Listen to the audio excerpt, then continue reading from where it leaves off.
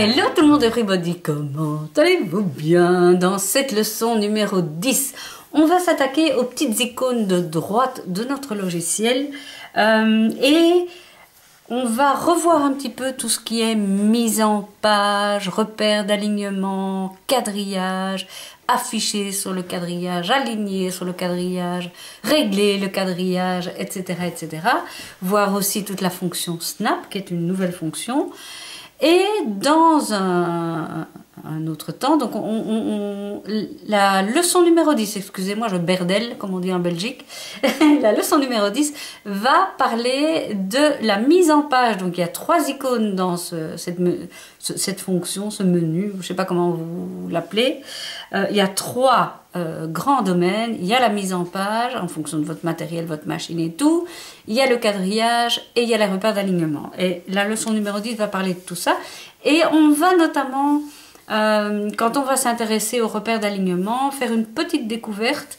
D'abord, on va reparler de cette idée que depuis la nouvelle version du logiciel, quand vous prenez une image sans fond, j'ai fait une vidéo sur le sujet, quand vous prenez une image sans fond, un PNG sans fond, donc on appelle ça un PNG au fond transparent, eh bien votre logiciel, plus besoin de vectoriser l'image, elle le fait pour vous. Le logiciel, il le fait pour vous, pardon. Mais ceci dit, on en a déjà parlé souvent sur Facebook, un peu partout, il y a quand même toujours un petit décalage quand on veut faire un contour qui est vraiment le contour pur. Il y a toujours un petit décalage, même si on a calibré sa machine, voilà. Après, c'est pas dramatique.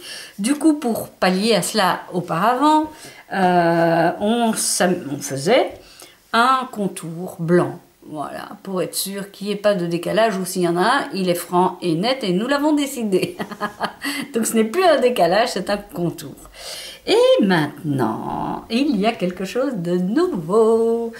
Et on va en parler, qui fait que, regardez, le blanc que vous voyez, parce que c'est un reflet, c'est uniquement parce que la tranche du papier est blanche. Mais il est découpé vraiment à ras-bord, il n'y a plus de décalage, plus du tout. On aurait pu, si on voulait, passer un marqueur vert ici ou un crayon de couleur vert sur les contours et vous auriez bien vu qu'il n'y a plus de décalage. Le blanc que vous voyez, c'est uniquement la découpe, la tranche, quoi. Et donc ça, c'est assez génial, c'est ce qu'on appelle les fonds perdus et on va en parler, on va un peu détailler ça dans cette leçon 10 aussi. Donc le print and cut n'aura plus de secret pour vous, que vous ayez des problèmes de repère d'alignement, que vous vous demandiez comment ça se fait qu'il y a ce décalage, comment ça se fait que ma machine ne lit pas mes repères d'alignement. Dans cette leçon 10, on répond à tout ça à la fois.